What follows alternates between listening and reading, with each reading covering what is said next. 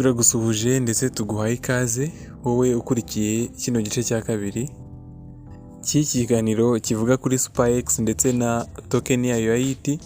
Iyi ni Superex n'undi dufunguye tugiye kurebera hamwe noneho uburyo ushobora gukora deposit, kuko twabonye ko ushobora no kugura ino token yabo ya IT.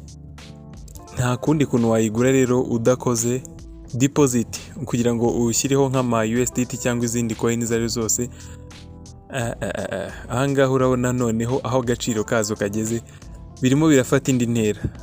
Tuje hano ku biciro neza urabona igeze ku madolari 29 already. Urabona ko ibintu ntago bisanzwe. Exchange rate igeze kuri 111.52. Iyi coin irakaze pe. Reka dufate rero turebe uburyo ushobora gukora deposit ugashyiraho USDT kuri no wallet yacu dufite hano, kugira ngo tubashe kuba twashyiraho nka coin runaka cyangwa se kugira ngo tubashe no kuba twagura ino IT iyo ari yo yose. Ibi rero nibyo tugiye kurebera hamwe, uburyo ushobora gushyiraho ama USDT twe niyo turi bukoreshe. Ikindi turaza kwifashisha Binance nka exchange turi buze gukoresha kugira ngo nk'indi exchange turi buze gukoresha cyangwa indi wallet kugira ngo ize kudufasha gushyiraho USDT hano, hanyuma tubashe kuba noneho twazana reba uburyo ushobora kugura ino IT. Reka turebe noneho uburyo bimeze neza. Uri hano rero muri home page, kuri no home ariho twinjirira, urabona ugifungura ino application ya Superex uhituza hano hari home. Ngiyi hano twe turaza hano kuri wallet kugira ngo dukore deposit. Uraza hano kuri deposit kuko nyine dukeneye gukoraho deposit. Ushobora kurindira hano kuri coin list ugasacingamo coin iyo ari yose ushaka. Izi zose ni ama coins ushobora gukoreraho deposit. Ushobora gusacinga iyo ari yo yose ushaka ugascrollinga mpaka uyigezeho, ariko byihuse hano hari zo batanze by default. Hano hejuru dufite USDT, tukagira Bitcoin ndetse na Ethereum. Izi ni ziri by default. Hano kuri search history dufitemo USDT, ariko gutyo wanayikuramo hoze kuri delete, ariko iyi ni nk'iyo uba warasacinze. Ikindi hano hejuru nuko ushobora gusacingiramo coin iyo ari yose ushaka utiriwe scrolling hano, cyangwa se mu gihe itari muri zino search result cyangwa nyine muzo baba baguhaye by default. Twereka duhitemo USDT,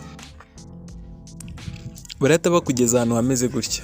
Ari bwo bwa mbere bikoze, ari igihe ushobora kukuzanira ama steps agiye gukurikiraho kugira ngo ubanze uyarebe.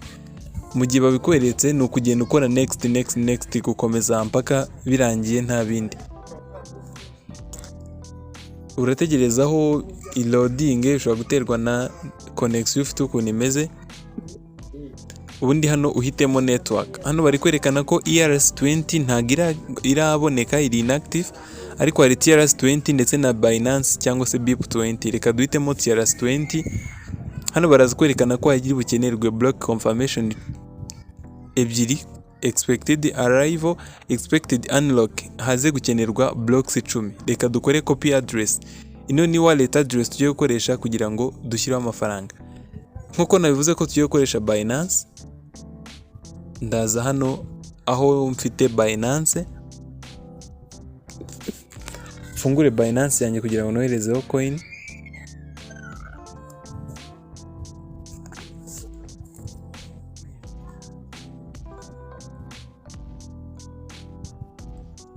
Uko Binance funguka,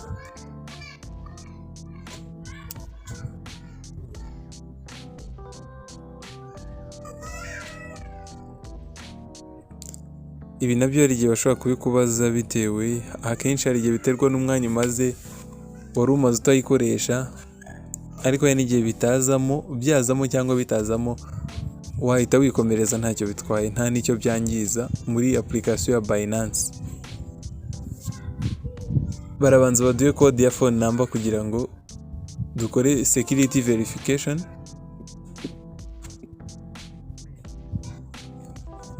Hanyuma barayohereza kuri nimero yanjye 638 392.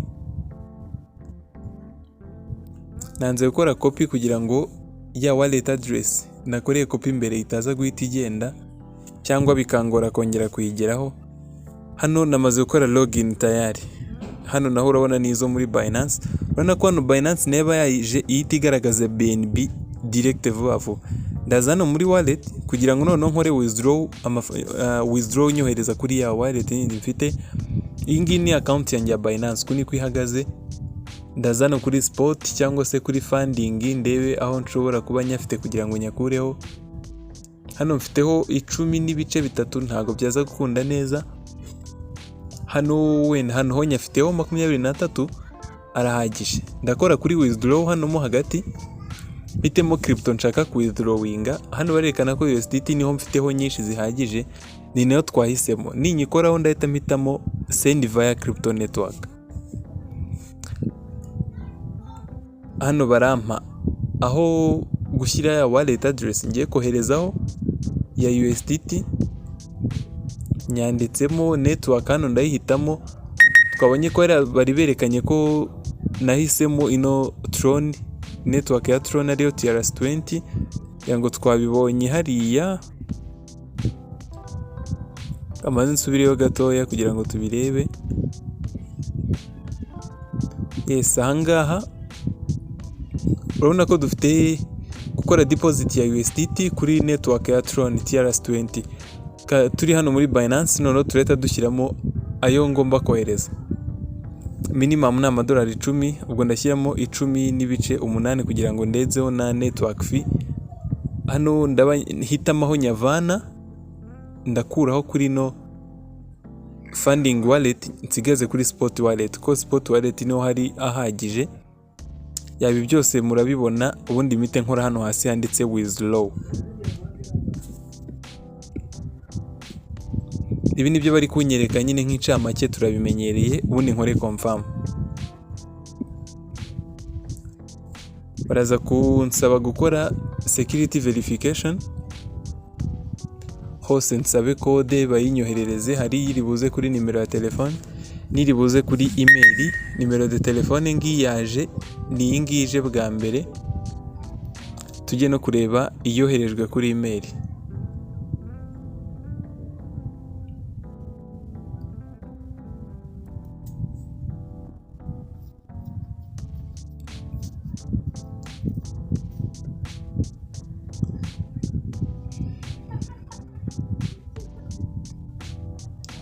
Binance withdrawal request.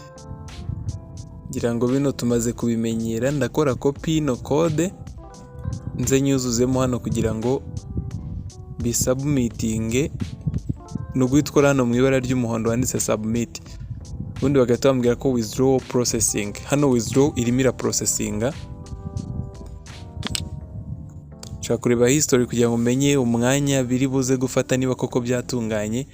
Turaza no gucekinga muri wallet ya Superex kugira ngo turebe ko zagezemo, ndetse na video izakurikiraho ntuzayicikwe. Turahita tureba noneho uburyo wagura ino token ya ET kugira ngo unayibikeho. Uko izamuka mu gaciro nawe izufitemo zigende zizamuka mu gaciro. Murabona ko ni ibintu biri serious cyane koko pe. Nabyo turaza guhita tubyerekana bidatinze cyane.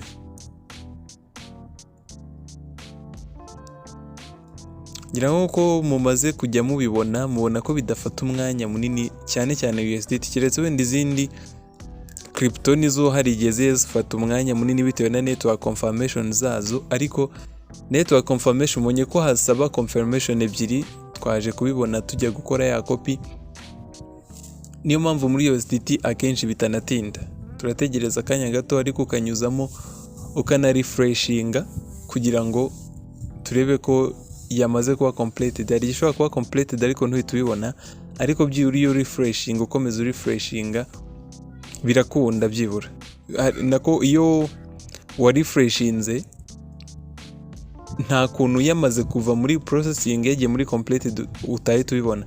Nicyo ku refreshinga bidufasha kugira ngo turebe ko iyo state yo kuba processing yarangiye akazaho completed.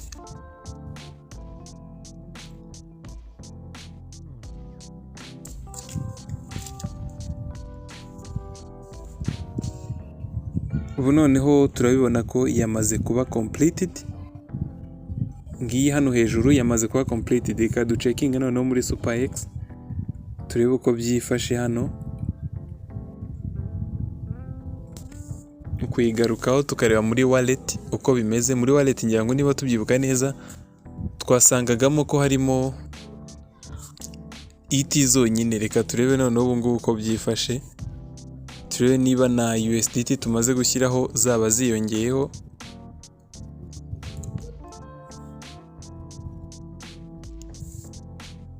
Ni hano kuri wallet hasi n'ubundi.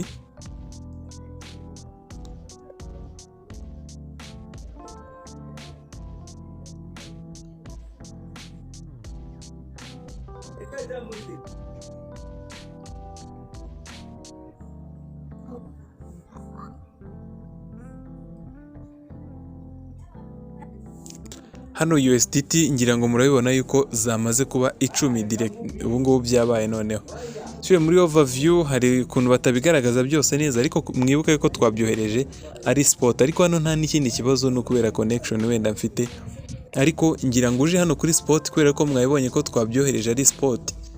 Hano kuri spot turaza kubona ko mfiteho ET 19 zibonye n'amadolari 560 50 nanga biri guhindagurika.